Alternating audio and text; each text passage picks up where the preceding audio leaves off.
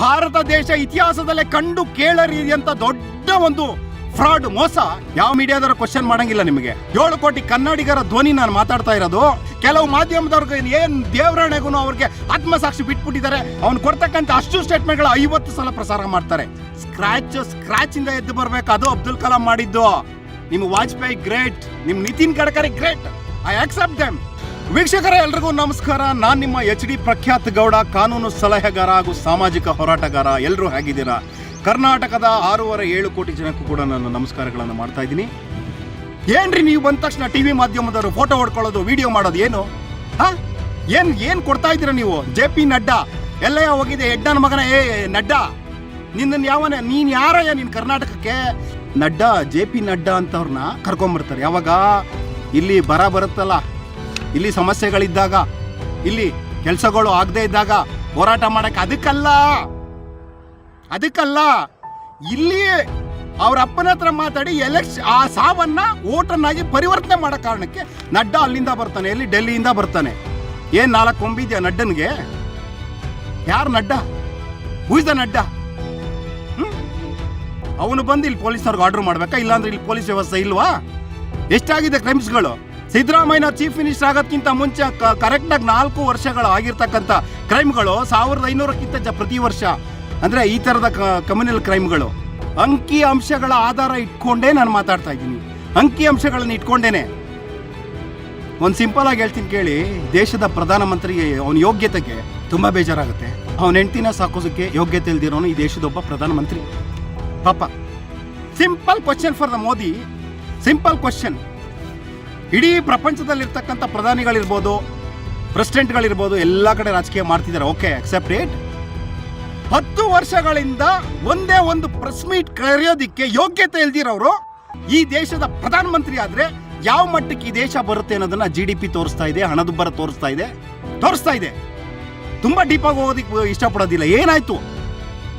Supreme ಕೋರ್ಟಿನ ಹಿರಿಯ ನ್ಯಾಯಾಧೀಶರಾದಂತ ನಾಗರತ್ನವ್ರ ಮೊನ್ನೆ ಸ್ಟೇಟ್ಮೆಂಟ್ ಕೊಟ್ಟಿದ್ದಾರೆ. ಮೇಡಮ್ ಅವರು ಡಿಮಾನಿಟೈಸೇಷನ್ ಅಲ್ಲಿ ಮಾಡಿದಂತ ಅಷ್ಟು ಹಣವನ್ನ, ಏನು ನೋಟ್ಗಳ ರದ್ದತಿಯಿಂದ ಕಪ್ಪು ಹಣವನ್ನ ವೈಟ್ ಅನ್ನಾಗಿ ಪರಿವರ್ತನೆ ಮಾಡೋದಕ್ಕೆ ಬಹಳ ಒಳ್ಳೆ ಕೆಲಸ ಆಯ್ತು ಅಷ್ಟೇ. ಅದರಿಂದ ಏನೂ ಆಗಿಲ್ಲ ಅಂತ. ಇದಕ್ಕಿಂತ ಇನ್ನೇನು ಬೇಕು ನಿಮಗೆ? ಇದಕ್ಕಿಂತ ಇನ್ಯಾವ ಸಾಕ್ಷಿ ಬೇಕು ನಿಮಗೆ? ಎಲೆಕ್ಟ್ರೋಲ್ ಬಾಂಡ್, ಮೈ ಗಾಡ್, ಎಲೆಕ್ಟ್ರೋ ಬಾಂಡ್. ಭಾರತ ದೇಶ ಇತಿಹಾಸದಲ್ಲೇ ಕಂಡು ಕೇಳರಿಯಂತ ದೊಡ್ಡ ಒಂದು ಫ್ರಾಡ್ ಮೋಸ ಎಲೆಕ್ಟ್ರೋ ಬಾಂಡ್. ಏನಂತ ಹೇಳಿದ್ರು ಈ ದೇಶದ ಪ್ರಧಾನಮಂತ್ರಿ ಮೋದಿ? ಪಾರದರ್ಶಕತೆ ಇರುತ್ತೆ ಎಲೆಕ್ಟ್ರೋ ಬಾಂಡ್ ನಲ್ಲಿ, ಅದಕ್ಕೋಸ್ಕರ ಅದಿರಬೇಕು ಅಂತ ಸುಪ್ರೀಂ ಕೋರ್ಟ್ ಕ್ಯಾನ್ಸಲ್ ಮಾಡ್ತು. ಮಕ್ಕೂಗಿತ್ತು ಪ್ರಧಾನಮಂತ್ರಿ ಮೋದಿಗೆ, ಬೇಕಾಗಿಲ್ಲ ಇದು ಅಂತ. ಅದರ ಮಾಹಿತಿನ ಬಹಿರಂಗಗೊಳಿಸಿ ಅಂತ SBIಗೂ ಕೂಡ ಆರ್ಡರ್ ಆಯ್ತು. ಬಂತಲ್ಲ ಮಾಹಿತಿ, ಗೊತ್ತಿರಬೇಕಲ್ಲ ತಮಗೆ ಏನಾಯ್ತು ಅಂತ. SBI ಬ್ಯಾಂಕ್ನ ಎಲೆಕ್ಟ್ರೋ ಬಾಂಡ್ ಹಗರಣದಲ್ಲಿ BJP ಪಕ್ಷದ ಎಷ್ಟು ಇವೆಲ್ಲ ಯಾರಿಗೆ ಬೋನಸ್ ಇವೆಲ್ಲ? ಯಾವ ಮೀಡಿಯಾದವರು ಕ್ವಶನ್ ಮಾಡಂಗಿಲ್ಲ ನಿಮಗೆ ಅಲ್ಲ? ನೀವು ಮಾಡ್ಕೊಂಡು ಹೋಗ್ತಾ ಇರೋದೇನೆ ಅಲ್ವಾ? ಸಿದ್ದರಾಮಯ್ಯ ಕೊಟ್ರೆ ಮಾತ್ರ ಗ್ಯಾರಂಟಿ, ನೀವು ಕೊಟ್ರೆ ಅದು ಗ್ಯಾರಂಟಿ ಅಲ್ವಾ? ನೀವ್ಯಾವ್ದೋ ಗ್ಯಾರಂಟಿ ಕೊಡ್ತಾ ಇದ್ರಿ. ಏನದು? ಪಂಚರ್ ಗ್ಯಾರಂಟಿನಾ? ನಿಮಗೆ ಮಕ್ಕಳೇ, ನಿಮ್ ದೇವರಾಣೆಗೂ ನಾವು ಭಾಷೆ ಬಳಸಬಾರ್ದು. ತುಂಬಾ ಬೇಜಾರಾಗುತ್ತೆ. ಇದು ಕನ್ನಡಿಗರ 7 ಕೋಟಿ ಕನ್ನಡಿಗರ ಧ್ವನಿ ನಾನು ಮಾತಾಡ್ತಾ ಇರೋದು. ಪ್ರತಿಯೊಂದು ರೆಕಾರ್ಡ್ ಸಮೇತನೇ ನಾನು ಮಾತಾಡ್ತಾ ಇದ್ದೀನಿ. ಯಾವುದನ್ನು ಕೂಡ ವಿತ್ ರೆಕಾರ್ಡ್ ಸಮೇತ. ಕೋಮು ಗಲಭೆನ ಸೃಷ್ಟಿಸಿ ಆ ಕ್ರೈಮ್ಗಳನ್ನ ಉಪಯೋಗಿಸ್ಕೊಂಡು ರಾಜಕೀಯಕ್ಕೆ ಬಳಸ್ಕೊತಾ ಇದ್ದೀರಾ. ಇದ್ರ ಹಿಂದೆ ಆಗಿದ್ದಂಥದ್ದನ್ನ ತಾವು ಯಾರು ಪ್ರಶ್ನೆ ಮಾಡಕ್ ಗಂಧಿಸ್ತಾನೆ ಇರ್ಲಿಲ್ವಾ ಸ್ವಾಮಿ BJP ಅವರಲ್ಲಿ? ಎಲ್ಲಿದ್ಯಪ್ಪ ಬಸವನಗೌಡ ಪಾಟೀಲ್ ಯತ್ನಾಳ ಹುಚ್ಚ? BJP ಪಾಟೀಲ್ ಇರ್ತಕ್ಕಂಥ ದೊಡ್ಡ ಹುಚ್ಚ ಅಂತ ಯಾವನಾದ್ರೂ ಇದ್ರೆ ಅದು ಬಸವನಗೌಡ ಪಾಟೀಲ್ ಯತ್ನಾಳ. ಅವನ್ ಇರ್ತಕ್ಕಂಥ ಶುಗರ್ ಫ್ಯಾಕ್ಟ್ರಿ, ಅವ್ನು ಮಾಡ್ತಿರ್ತಕ್ಕಂಥ ಬಿಸ್ನೆಸ್ಗಳು ಎಲ್ಲ ಮುಸಲ್ಮಾನ್ ಸಹೋದರರ ಜೊತೆ ಅವನು ಬೇಕಾಗಿರೋ ಬಿಸ್ನೆಸ್. ಓಪನ್ ಆಗಿ ಬಂದು ಸ್ಟೇಟ್ಮೆಂಟ್ ಕೊಡ್ತಾನೆ, ಹುಚ್ಚು ನಾಯಿ ತರ ಮುಸಲ್ಮಾನರಿಗೆ ಓಟ್ ಹಾಕ್ಬೇಡಿ ಅಂತ. DK ಶಿವಕುಮಾರ್ ಹಿಂದೂಗಳಿಗೆ ಹುಟ್ಟಿಲ್ಲ ಅಂತ ಹೇಳ್ತಾನೆ. ಇವನಿಗೆ ಏನಾದ್ರು ಹೊಟ್ಟೆಗೆ ಅನ್ನ ತಿಂತಾನೋ ಏನ್ ತಿಂತಾನ ಅವನು? ಇಂಥವ್ರನ್ನ ನಾವೊಬ್ರು MLA ಗೆಲ್ಸಿದೀವಿ. ಇಂಥವನಿಗೆ ಮಾಧ್ಯಮಗಳು ಹೈಪ್ ಮಾಡ್ತವೆ. ಅಲ್ಲೊಬ್ಬ ರೈತ ಆತ್ಮಹತ್ಯೆ ಮಾಡ್ಕೊಂಡು ಸತ್ತ, ಬರ ಪರಿಹಾರ ಕೊಟ್ಟಿಲ್ಲ. ಇದನ್ನ ಪ್ರಸಾರ ಮಾಡಲ್ಲ ನಮ್ಮ ಮಾಧ್ಯಮಗಳು. ಮಾಧ್ಯಮಗಳಿಗೆ ಏನಾಗಿದೆ ಅರ್ಥ ಆಗ್ತಾ ಇಲ್ಲ. ಈ ಬಸವನಗೌಡ ಪಾಟೀಲ ಅಂತ ತೊಗಲುವೊಮ್ಮೆ ಆಡ್ಸೋನೊಬ್ಬ ಇದ್ದಾನೆ.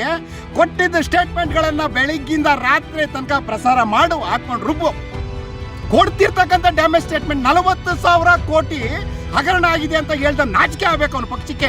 ಅವನಿಗೇನಾದ್ರೂ ಸಾಮಾಜಿಕ ಪ್ರಜ್ಞೆ, ಅವನಿಗೆ ಆತ್ಮಸಾಕ್ಷಿ ಇದ್ದಿದ್ರೆ ಅವ್ರ ಪಕ್ಷ ಬಿಟ್ಟು ಆಚೆ ಬರಬೇಕಾಗಿತ್ತು. ಅಲ್ಲೇ ಯಾಕೆ ತಿಂದು ಸಾಯ್ತಾ ಇದೆಯಾ? ಮತ್ತೆ ಬಸವನಗೌಡ ಪಾಟೀಲ್ ಯತ್ನಾಳ ನೇಹಾಳ ಮನೆಗೆ ಹೋಗಿ ಏನೇ ಸ್ಟೇಟ್ಮೆಂಟ್ ಕೊಟ್ಟಿದ್ಯಾ ನೀನು?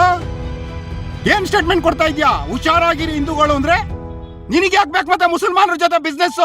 ನಿನಗ್ ಬೇಕಾದ್ರೆ ಅವ್ರ ಜೊತೆ ಒಂದೇ ತಟ್ಟಲ್ಲಿ ಉಣ್ಣೋದಕ್ಕೆ ನಿನಗ್ ನಾಚಿಕೆ ಆಗಲ್ವಾ? ಏನ್ ಮಾಡಿದಾರೆ ನಿನಗೆ? ನಿನ್ ಕೆಲಸಗಳಾಗ ಮುಸ್ಲಿಮರು ಬೇಕು, ಮುಸ್ಲಿಮರನ್ನ ಬಿರಿಯಾನಿ ತಿನ್ಬೇಕು ಅಲ್ವಾ? ಥರ್ಡ್ ಕ್ಲಾಸ್ ಫೆಲೋ ಕೊಡ್ತಕ್ಕಂತ ಅಷ್ಟು ಸ್ಟೇಟ್ಮೆಂಟ್ಗಳು ಪ್ರತಿದಿನ ಈ ಟಿವಿ ಅವ್ರ ಮಾಧ್ಯಮದವ್ರಿಗೆ, ಕೆಲವು ಮಾಧ್ಯಮದವ್ರಿಗೆ ಏನ್ ದೇವರಣೆಗೂ ಅವ್ರಿಗೆ ಆತ್ಮಸಾಕ್ಷಿ ಬಿಟ್ಬಿಟ್ಟಿದ್ದಾರೆ. ಅವ್ನು ಕೊಡ್ತಕ್ಕಂಥ ಅಷ್ಟು ಸ್ಟೇಟ್ಮೆಂಟ್ಗಳು 50 ಸಲ ಪ್ರಸಾರ ಮಾಡ್ತಾರೆ. ಏನ್ ಸ್ವಾಮಿ ಬುಕ್ಕಿಂಗ್ ಆಗಿದ್ದೀರಾ? ಮೊನ್ನೆ ಏನು ಕೊಟ್ಟು 40,000 ಕೋಟಿ ಹಗರಣ ಮಾಡಿದ್ದಾರೆ ಯಡಿಯೂರಪ್ಪ ಮತ್ತೆ ಅವ್ರ ಮಗ. ಬಿಚ್ಚಿಡ್ತೀನಿ ಇಂದ ಎಂಥದ್ದು ಬಿಚ್ಚಲಿಲ್ಲ ಪಾಪ, ಎಂಥದ್ದು ಬಿಚ್ಚಲಿಲ್ಲ. ಮಾತೆತ್ತಿದ್ರೆ ಹಿಂದೂಗಳು ಮುಸ್ಲಿಂಗೆ ತಂದು ಜಗಳ ತಂದಿರ್ತಕ್ಕಂಥ ಸ್ಟೇಟ್ಮೆಂಟ್ಗಳೇನೆ. ಬೇಕೇನೆ ಇದು ನಿನಗೆ? ನೇಹ ಅವರ ಮನೆಗೆ ಹೋಗಿ ಅವ್ರು ಪಾಪ ಅಳ್ತಾ ಇದ್ದಾರೆ. ಅವ್ರ ಮನೆಗೆ ಹೋಗಿ ಮುಸಲ್ಮಾನರನ್ನ ನೀವು ಬಿಟ್ಕೋಬಾರ್ದಾಯ್ತು? ಮುಸಲ್ಮಾನು ಮತ್ತೆ ಹಿಂದೂ ಅಂತ ಬರಲ್ಲ. ಒಂದು ಹುಡುಗ ಒಂದು ಹುಡುಗಿ ಲವ್ ಮಾಡಿದಾರೆ ಅಷ್ಟೇ. ಏನ್ ಲವ್ ಜಿಹಾದ್ ಅಂದ್ರೆ? ಲವ್ ಜಿಹಾದ್ ಅನ್ನೋ ಕೇಸಲ್ಲಿ ಯಾವ್ದಾರು ತೀರ್ಪು ಬಂದಿದ್ಯಾ? What is the love jihad? Can you explain me?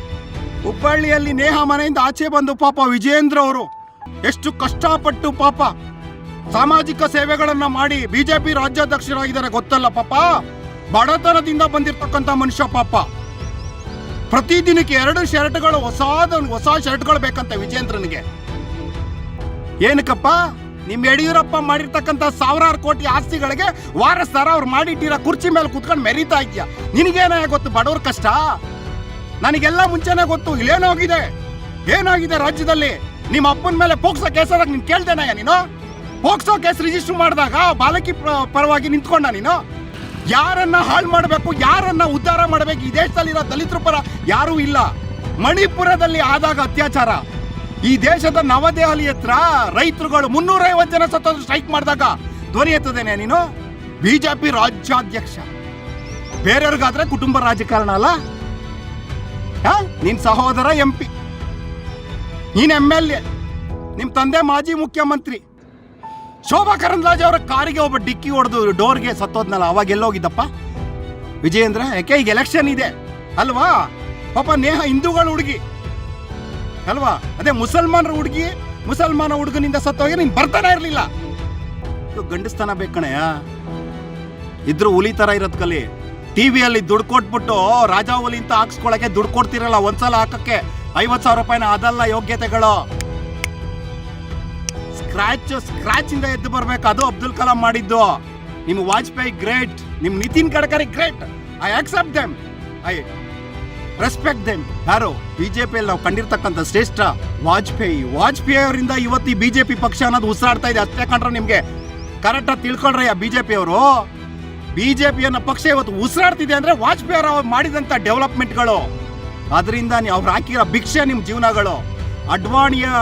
ಅಡ್ವಾಣಿಗೆ ಲೈಫನ್ನೇ ನಾಶ ಮಾಡಿ ಮೊನ್ನೆ ಅವ್ರಿಗೆ ಏನೋ ಬಕೆಟ್ ಹಿಡಿಯೋದಕ್ಕೆ ಭಾರತ ರತ್ನ ಕೊಡ್ತಿರಲ್ಲ. ನಿಮಗೆಲ್ರಯ್ಯ ಇದೆ ಆತ್ಮಸಾಕ್ಷಿ? ಈ ದೇಶದ ಪರಮೋಚ್ಚ ಯಾರು? ದೇಶದ ಪ್ರಥಮ ಪ್ರಜೆ ರಾಷ್ಟ್ರಪತಿ. ದಲಿತರ ಕಣ್ಣೀರು ಒರ್ಸಕ್ಕೆ ಅವ್ರಿಗೆ ರಾಷ್ಟ್ರಪತಿ ಪಟ್ಟ ಕೊಟ್ಟು ಒಂದು ರೂಮಲ್ಲಿ ಏನು ಕೂಡಾಕಿ ರಾಷ್ಟ್ರಪತಿ ಅಂದ್ರೆ what is the name of the president of India ಅಂದ್ರೆ ಎಂಥ ವ್ಯಾಲ್ಯೂ ಇದೆ ರೀ ಪಾಪ.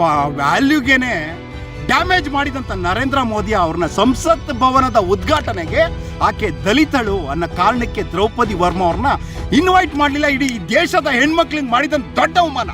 ಸೊ ಎಲ್ಲರಿಗೂ ಮತ್ತೊಮ್ಮೆ ಈ ಎಲೆಕ್ಷನಲ್ಲಿ ವೋಟ್ ಮಾಡಿ. ಯಾರಿಗೂ ಕೂಡ, ಯಾರ ಹತ್ರನೂ ಕೂಡ ಹಣಕ್ಕೆ ಅಥವಾ ವ್ಯಾಮೋಹಕ್ಕೆ ಈ ಥರದ ಕಪಟ ನಾಟಕಗಳಿಗೆ ಬಲಿಯಾಗಬೇಡಿ. ನಿಮಗೆ ಯಾರ ಅಭ್ಯರ್ಥಿ ಇಷ್ಟ ಅವ್ರಿಗೆ ವೋಟ್ ಹಾಕೋದು ಮಾತ್ರ ಮಿಸ್ ಮಾಡಬೇಡಿ. Vote is your. ನಮ್ಮ ಹಕ್ಕದು. ಮತದಾನ ಕೂಡ ಒಂದು ಹಕ್ಕು. ಆ ಹಕ್ಕನ್ನು ಚಲಾವಣೆ ಮಾಡಿ ಅಂತ ಕೇಳ್ಕೊತಾ ಇದ್ದೀನಿ.